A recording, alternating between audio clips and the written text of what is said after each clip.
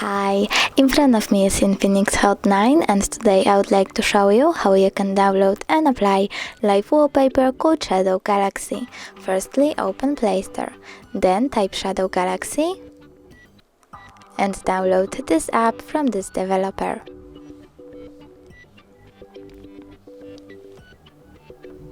Now open it,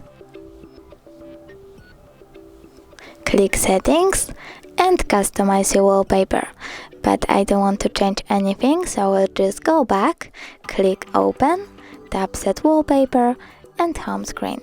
Now when I go back, I can see that my wallpaper was successfully applied.